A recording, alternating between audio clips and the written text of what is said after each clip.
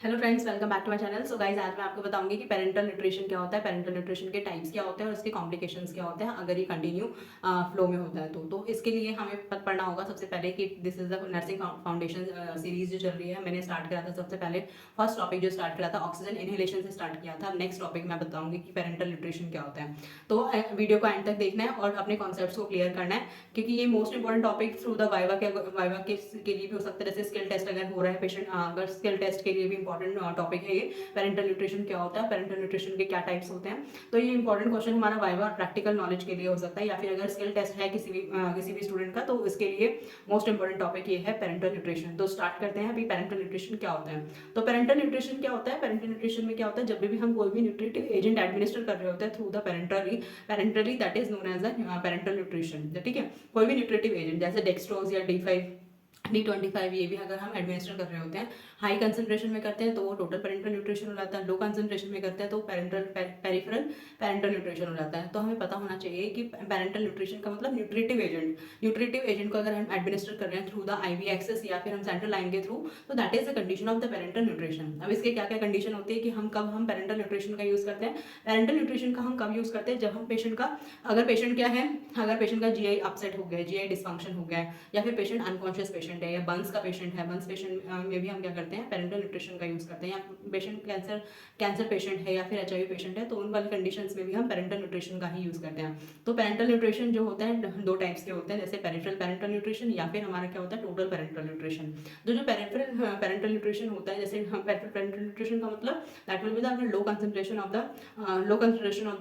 Dextrose का use कर रहे हैं, low concentration of the dextrose का एडमिनिस्टर करवाना है हमें, तो हम IV एक्सेस के थ्रू करवाते हैं। IV एक्सेस के through that is the condition of IV cannulation करवाएंगे। और D5 और D25 अगर हमें एडमिनिस्टर करवाना है तो हम थ्रू द IV एक्सेस, जैसे नाम से ही सजेस्ट हो रहा है पेरिफेरल पेरेंटल न्यूट्रिशन। ठीक है, और जैसे और क्या होगा, अगर टोटल पेरेंटल न्यूट्रिशन अगर एडमिनिस्टर करवाना है, यानी कि high concentration of the dextrose, यानी कि 50 to 70% of the dextrose administer करवाना है हमें, तब हम क्या करते हैं, टोटल पेरेंटल न्यूट्रिशन का यूज़ करते हैं। जैसे इस वाली कंडीशन में क्या होगा, जैसे टोटल पेरेंटल न्यूट्रिशन TPN आपने देखा होगा इन द वार्ड्स, जब आपकी ड्यूटी लगी होगी during the time of the BSc nursing, जब आप कर रहे होंगे, तो उसमें आपने देखा होगा वहाँ पे वार्ड्स में मिल्क जैसा बहुत बड़ा पैकेट होता है, 1 लीटर का होता है, जिसमें 3 कंपार्टमेंट्स डिवाइड होते हैं। और फिर जो सिस्टर लोग होते हैं वो क्या कर रहे होते हैं, उसको मिक्स करते हैं। एक क्लियर फ्लूइड होता है और दो जो होते हैं मिल्क जैसे होते हैं, और फिर उसको मिक्स करना होता है, फिर मिक्स करने के बाद ही हम एडमिनिस्टर करते हैं। तो ये सारी चीज़ें जो है, जब भी आप प्रैक्टिकल में, जब भी आप वार्ड वगैरह जाते हो, तो ये सब चीज़ें ऑब्जर्व करनी है आपको, ये सब चीज़ें क्या होती है और क्या नहीं होती है। तो वहाँ के स्टाफ से आपको पूछना है कि कब हम यूज़ करते हैं।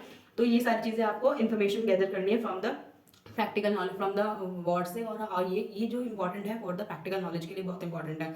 तो हम क्या करते हैं, हाई कंसंट्रेशन ऑफ डेक्सट्रोज अगर हमें एडमिनिस्टर करवाना है, 50 to 60%, 50 to 70% of the dextrose हमें एडमिनिस्टर करवाना है, उसके साथ साथ अमीनो एसिड भी हमें एडमिनिस्टर करवाना है, तो हम क्या करते हैं, टोटल पेरेंटल न्यूट्रिशन का यूज़ करते हैं। टोटल पेरेंटल न्यूट्रिशन, उसका नाम ही ये TPN। तो TPN जो होता है, ये हम क्या करते हैं, जब भी अगर TPN एडमिनिस्टर करवाना होता है, high concentration of the dextrose administer करवाना होता है, तो डॉक्टर लोग हमेशा यही बोलते हैं कि ये क्या करना है, सेंट्रल लाइन से हमें क्या करवाना है, सेंट्रल लाइन एडमिनिस्टर करनी है। पहले सेंट्रल लाइन एडमिनिस्टर करने की साइट्स भी अलग अलग होती है। जैसे हमारी जो सेंट्रल लाइन का एडमिनिस्टर करने की जो साइट होती है, फर्स्ट मोस्ट कॉमन जो साइट, प्रेफरेबल साइट जो होती है, वो हमारी जुगुलर वेन होती है। जुगुलर वेन होती है और उसके साथ साथ हमारी सबक्लेवियन वेन में भी हम क्या कर सकते हैं, सेंट्रल लाइन एडमिनिस्टर कर सकते हैं। या फिर अगर नहीं मिल रही है, तब हम एट द एंड हम कैसे पे जाते हैं, फिमोरल आर्टरी पे जाते हैं, फिमोरल वेन में जाते हैं।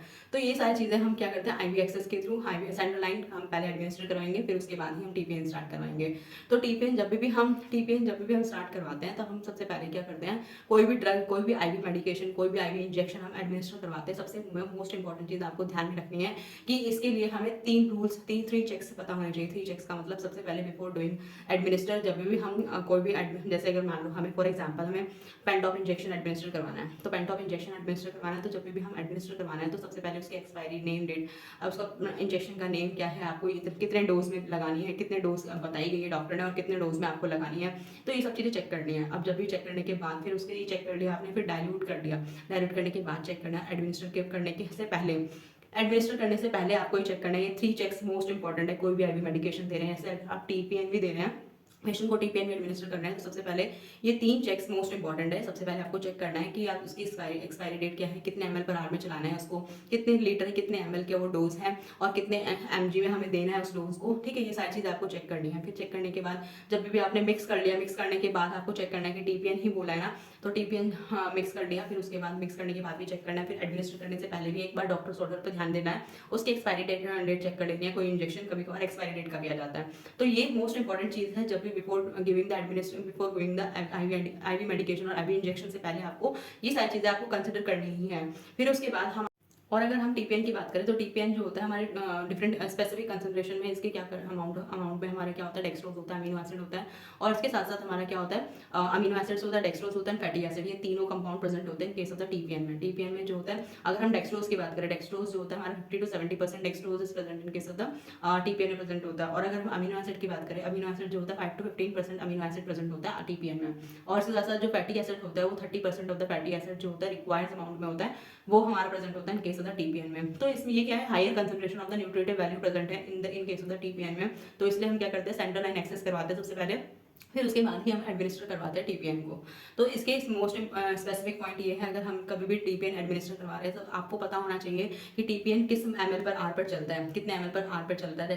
ये ना एक 1 लीटर का एक बहुत बड़ा पैकेट होता है, 1 लीटर का पैकेट होता है जो 24 आवर में चलना होता है। और कोई भी पेशेंट जैसे हाइपोग्लाइसीमिया है या फिर पेशेंट नॉर्मल पेशेंट है, हमेशा उसका ब्लड शुगर चेक होता है उसका, क्योंकि पेशेंट को रिस्क होता है जब, क्योंकि एक higher concentration of the dextrose amount आप एडमिनिस्टर करवा रहे हो तो उसमें बहुत ज़्यादा रिस्क होता है पेशेंट को कि पेशेंट में इन द में पेशेंट कभी कभार ऐसा चल जाता है कि कभी कभार पेशेंट हाइपरग्लाइसीमिया में भी चल जाता है। तो हाइपरग्लाइसीमिया में ना जाए उसको प्रिवेंट करने के लिए तो सबसे पहले हम क्या करते हैं, डॉक्टर लोग ये बोलते हैं जब भी टीपीएन चल रहा होता है तो 2 to 3 यूनिट इंसुलिन हम एडमिनिस्टर डाल देते हैं, टीपीएन में डाल देते हैं, ताकि क्या होगा, इंसुलिन हमारा क्या हो, ग्लूकोज कंसंट्रेशन बैलेंस हो जाए फ्रॉम द इंसुलिन जो हमने इंसुलिन डाला है उसके अंदर। ठीक है, सबसे पहले ये करना है। और कितने एमएल पर आर पे चलाना है, जैसे हमारा क्या होता है ये पूरा 1 लीटर पर 24 आवर्स, 1 लीटर पर 24 आवर्स पे चलना होता है। तो अगर हम 1 एमएल की एक 1 आवर्स की बात करें तो 1 आवर्स की बात करें तो 40 एमएल पर आवर में चलना होगा।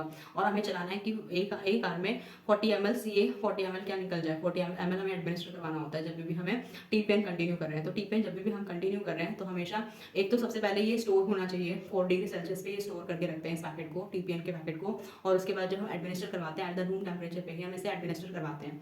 ठीक है, उसके बाद डॉक्टर लोग ये बोलते हैं कि 6 आरडी जो होता है, जब भी टीपीएन चल रहा होता है तो हमेशा 6 आरडी इसका ब्लड शुगर चेक होता है, ब्लड शुगर पेशेंट का ब्लड शुगर चेक करना होता है, ताकि पेशेंट अगर हाइपरग्लाइसीमिया में है तो हमें इन्फॉर्म करना होता है डॉक्टर को कि इसका हाइपरग्लाइसीमिया चलेगा पेशेंट। क्योंकि अगर पेशेंट हाइपरग्लाइसीमिया में चले जाता है तो पेशेंट दिक्कत कर सकता है, पेशेंट में गेट इन द कॉम्प्लिकेशन, में गो इन द कॉम्प्लिकेशन।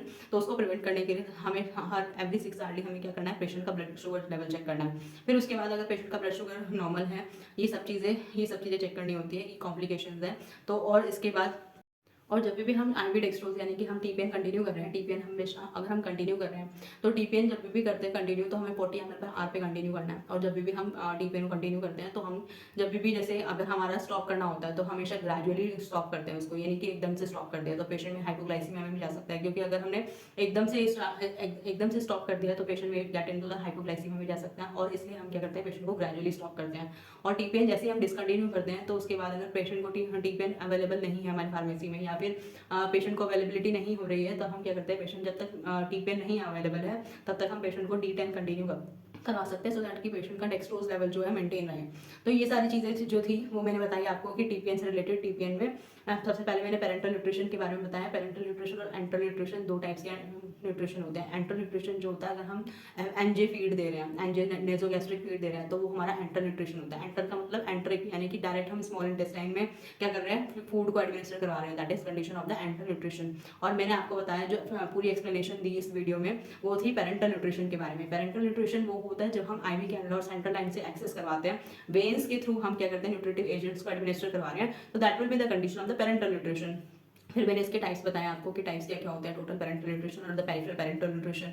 तो इसमें मैंने बताया कि टोटल पेरेंटल न्यूट्रिशन में एक सारी चीज़ें खास बात ध्यान रखने वाली है, क्योंकि क्वेश्चन ये कोई भी जैसे वाइवा से रिलेटेड ये हो गया या फिर स्किल टेस्ट में भी ये क्वेश्चन पूछा जाता है, क्योंकि वार्ड्स वगैरह में सबसे ज़्यादा मोस्ट कॉमनली जो जैसे GI डिसफंक्शन हो गया पेशेंट का या फिर बर्न्स पेशेंट में मोस्ट कॉमनली ये टीपीएन यूज़ किया जाता है, कंटिन्यू किया जाता है। तो ये सारी चीज़ें मोस्ट इंपॉर्टेंट थी related to the TPN and to nutrition. I hope you understood this kind of things and clear your concept and thank you for listening me.